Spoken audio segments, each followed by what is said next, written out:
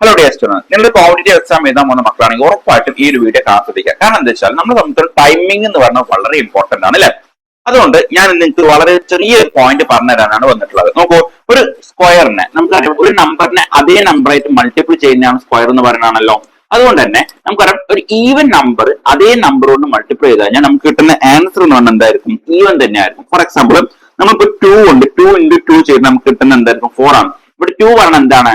ഒരു even number ആണ് അല്ലെ.